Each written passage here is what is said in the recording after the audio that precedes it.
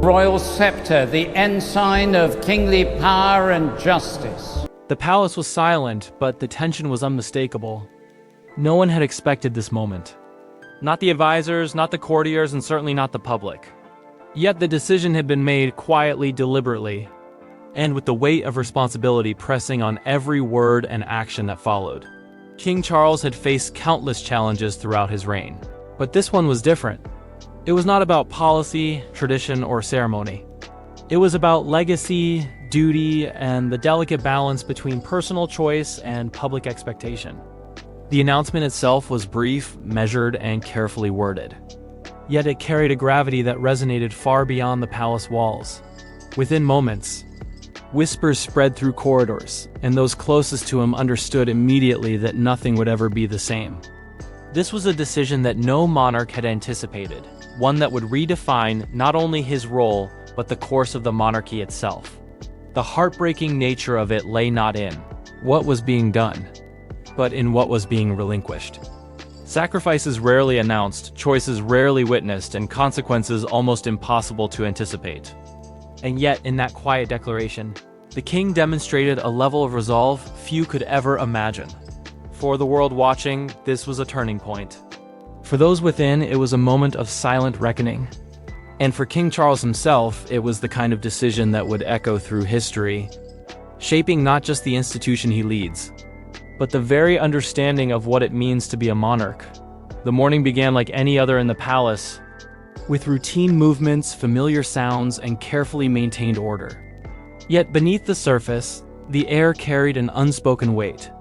Advisors and aides were aware that today would be unlike any other. A decision had been reached, one that would require both precision and discretion. King Charles understood the magnitude of what lay before him. It was not a decision made lightly, nor one driven by impulse. It was the culmination of years of consideration, reflection, and understanding of the delicate balance between personal duty and institutional responsibility. As the document outlining his choice was prepared, every detail was scrutinized. Each word, each phrasing had to convey clarity without provoking unnecessary alarm. The king knew that once the decision became known, it would ripple through corridors of power, homes, and hearts alike. When he finally reviewed it, the king's hand hovered momentarily before signing. It was not hesitation. It was the quiet acknowledgement of what the decision represented. A moment of relinquishment, of acknowledging limits, and of placing duty above all else. Those present witnessed his resolve, but also understood the emotional weight behind it. This was not merely administrative. It was deeply human. The king had chosen a path that few expected, balancing the expectations of history with the imperatives of the present. Once the decision was finalized, the palace moved with remarkable calm. Staff carried out their duties with precision, aware of the significance of what had just transpired. Communications were controlled, schedules adjusted, and the sense of continuity preserved. The world outside remained unaware of the immediate depth of the moment, and that too was deliberate. The decision was not dramatic, yet it carried profound implications. It affected not just the king himself, but also the perception of monarchy, leadership, and responsibility. It was a choice that demanded both courage and humility, one that few could comprehend fully. King Charles reflected quietly, aware that every move following this decision would be scrutinized. Yet he remained steadfast. He did not seek recognition for the sacrifice, nor for the foresight it required. His focus was singular, ensuring that the monarchy, the institution, and the legacy remained intact. Even as he prepared for public acknowledgement, he did so with measured composure. The palace had weathered storms before, but rarely one defined by personal relinquishment rather than external challenge. This was a decision rooted in duty, and it would be carried forward with dignity. The king's presence remained calm, deliberate, and reassuring, while the world would soon respond with speculation, headlines, and debate within the walls of the palace. There was only understanding, support, and an unwavering focus on continuity. This was not a moment of weakness. It was a demonstration of responsibility, of prioritization, and of leadership that recognizes the limits of power while embracing the weight of choice. And as the day unfolded, it became clear that the implications of this decision would reverberate far beyond the walls of the palace, shaping the narrative of the monarchy for years to come.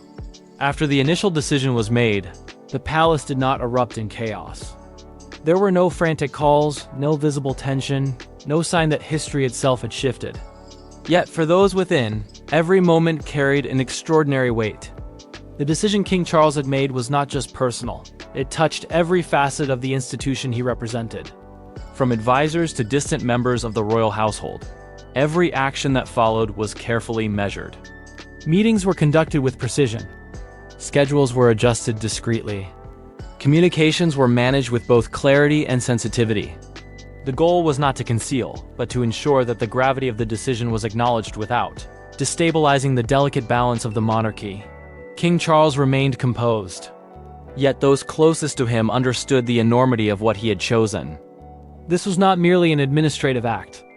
It was deeply human, a blend of sacrifice, foresight, and responsibility. He had chosen a course that few could anticipate, one that required the restraint to place duty above personal comfort, public expectation, and even historical precedent. Advisors observed his calm carefully. There was no dramatic gesture, no speech. Just deliberate movement, deliberate thought, deliberate choices. Each step was guided by the awareness that the public would eventually see only the outcome, not the reasoning, the deliberation, or the emotional weight behind it. Inside the palace, staff were acutely aware of the significance of the day. Conversations took place quietly in hushed tones. Every instruction, every detail, carried the understanding that the monarchy's stability depended on precision and restraint. This was not routine. It was stewardship under pressure. Even those not directly involved sensed the subtle shift. The atmosphere remained outwardly unchanged, yet internally, awareness pulsed in every corridor. This was the palace adapting, not reacting. A difference so quiet that it could only be felt by those present, yet so profound that it would determine the tone of every interaction in the days to come. Prince William played a stabilizing role, not by speaking, but by being present. His quiet support reinforced continuity without overshadowing authority. His presence reminded all that leadership is strengthened not through spectacle, but through presence, awareness, and thoughtful action. The king himself took moments of reflection throughout the day, not out of doubt, but out of acknowledgement. He understood the balance between personal choice and public expectation, and he accepted it fully.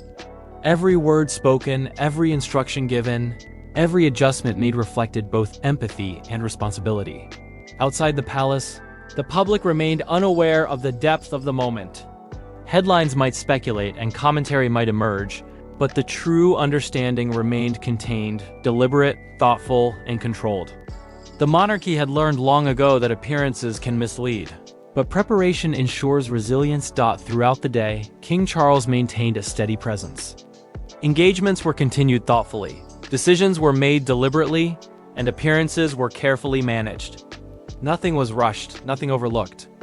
The quiet efficiency of the palace operations reflected the gravity of the decision. Even as the world looked on expecting ordinary routine, this period of adjustment, though subtle, demonstrated an essential principle of leadership: that responsibility is not always visible, but it is always present. Every choice, every silent action reinforced the stability of the monarchy. By evening, it became clear that the decision's impact was already being felt. Structures were adapting. Processes were aligning. Awareness and communication had become finely tuned instruments of continuity.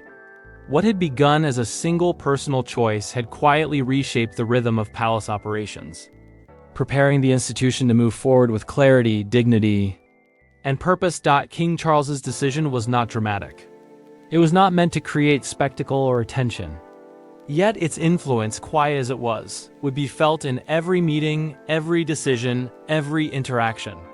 The palace had not simply survived the day, it had demonstrated resilience, adaptability, and the steady application of thoughtful leadership. In that quiet, carefully controlled environment, one truth became undeniable: the monarchy. As strength was not in avoiding difficult choices. It was in making them with resolve, clarity, and dignity. As the hours passed, the palace seemed outwardly unchanged. Doors opened and closed as usual. Footsteps echoed through familiar corridors. Yet for those present, every movement carried new weight. The king's decision, though quietly executed, had set in motion a ripple that could not be ignored. King Charles moved with deliberate calm, aware that his demeanor alone would shape the day's tone. There was no need for statements, no need for grand displays. Presence, poise, and subtle action carried more influence than any speech ever could. Those around him understood immediately. Leadership in moments like this is not about visibility, but about responsibility exercised without spectacle. Advisors noted his unwavering composure. Every question he asked, every instruction he gave, was grounded in clarity, foresight, and balance. Decisions were weighed carefully, taking into account the long-term implications for both the monarchy and the individuals it guided. This was not reaction. It was stewardship under pressure. Even the smallest gestures mattered. A glance, a nod, a quiet word of reassurance to a member of staff, these were deliberate acts, each reinforcing stability and calm. The palace's heartbeat had shifted, but subtly, almost imperceptibly to the outside world. Prince William, standing alongside the king, did not seek recognition or overtly assert influence. Instead, his presence reinforced continuity. In quiet support, he reflected the understanding that leadership is strengthened not by force, but by measured guidance and example. His steadiness became a silent echo of the king's own resolve. Conversations within the palace were careful yet honest. Staff and advisors understood that concern was natural, yet it had to be balanced against duty. Emotional acknowledgement was allowed in private, but public composure remained absolute. The king had chosen a course that demanded maturity from all who served him. King Charles reflected on the implications throughout the day. The decision he had made, one that no monarch could have predicted or fully anticipated, carried consequences beyond the personal. It affected perception, operations, and the very rhythm of daily life in the palace. Yet he bore it with grace, understanding that true leadership is measured not in avoidance of difficulty, but in thoughtful navigation of it. The ripple of this choice extended beyond immediate stakeholders. Policies, schedules, and routines all adapted quietly, reshaping the palace's internal dynamic without disruption. There was no chaos, no rush, no unnecessary disclosure, only calculated adjustments, made with the intention of maintaining dignity and trust. Through the quiet of the day, one principle became apparent. Stability is preserved not through denial, but through deliberate acceptance of reality. The king's measured approach ensured that the palace remained functional, orderly, and prepared for the days to come. Even in moments of solitude, King Charles' focus never wavered. He understood that leadership is often lonely, defined not by applause but by quiet decisions that carry immense weight. The world may notice the outcomes, but it seldom sees the deliberation, the restraint, or the emotional discipline required. By evening, the palace had adapted. Adjustments became routine. Staff operated with calm efficiency. The atmosphere carried a sense of purpose rather than unease. The decision's reverberations were subtle, but unmistakable, guiding behavior, priorities, and focus. This was leadership at its most understated, yet most powerful. It demonstrated that influence is not always loud. Authority is not always visible. Responsibility, exercised with clarity and poise, has a resonance far greater than any public display. The king's choice, once considered, signed, and quietly enacted, had reshaped expectations without creating panic. It had reminded everyone within those walls that continuity is not a matter of appearances. It is a practice, cultivated through discipline, foresight, and the steady application of judgment. And as the night settled over the palace, one truth became unmistakable. The weight of this decision would not be forgotten, but neither would it disrupt the calm and dignity that defined the monarchy. By the time the evening descended over the palace, the weight of King Charles' decision had settled into a quiet rhythm. Outwardly, life seemed unchanged. Lights glimmered softly across the corridors. Staff moved with practiced efficiency, and the familiar patterns of daily duty continued uninterrupted.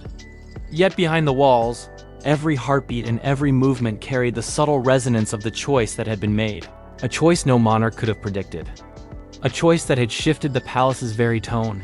King Charles had faced moments of challenge before, but this was unlike any other. It was not a crisis driven by external forces.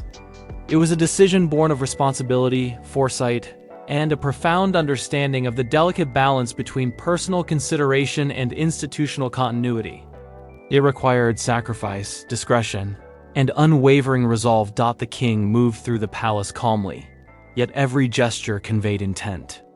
Nothing was left to chance. Each conversation, each directive, each interaction was guided by the knowledge that leadership is often defined not by visibility, but by the quiet, measured execution of difficult decisions. His presence alone set the tone. Calm, deliberate, and reassuring. Inside, the palace operated with precision. Adjustments were subtle but meaningful. Schedules, routines, and engagements were recalibrated to reflect the new reality. Every member of the household understood the importance of continuity, of maintaining both the dignity of the institution and the stability it represents. The decision's impact was real, but it manifested quietly, like ripples spreading across calm water, unseen by most but deeply felt by those navigating its currents. Prince William continued to play a supportive, stabilizing role. He did not dominate attention, nor did he retreat.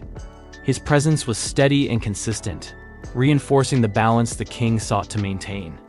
Together, they demonstrated that leadership can be collaborative, quiet, and profoundly effective. Throughout the day, King Charles reflected on the significance of the decision. He understood that history would note the choice itself, but few would ever witness the weight it carried. Leadership is often judged by outcomes, but its true measure lies in the courage, humility, and resolve displayed in the moments leading up to them. This decision demanded all three. The palace staff and advisors moved with remarkable composure. They had learned over centuries that continuity is preserved not through reaction or spectacle, but through careful planning, awareness, and disciplined execution. In every corner of the palace, that principle guided behavior, ensuring that the institution remained steady despite the quiet tension of the day. King Charles' demeanor reflected acceptance and understanding. He did not seek praise for the personal cost inherent in the decision, nor for the foresight required to act. His focus remained on preserving stability, maintaining dignity, and guiding the institution through a moment few could fully comprehend. It was leadership defined by responsibility rather than recognition. Outside the palace, public reaction would eventually unfold. There would be commentary, speculation, and analysis. Headlines might dramatize, and social media might amplify fragments. Yet within those walls, the true story was far subtler. A monarch acting with purpose, a household adjusting with precision, and an institution demonstrating resilience through quiet strength. The king's choice had already begun to shape every subsequent action. Communications were intentional. Engagements were managed with care. Decisions were made thoughtfully, not hurriedly. In doing so, the palace had not merely weathered a challenge, it had reaffirmed its capacity to adapt, endure, and remain steady under pressure. This decision would resonate for years, not because it was sensational, but because it exemplified the essence of monarchy: responsibility over convenience, foresight over impulse, and continuity over immediate gratification.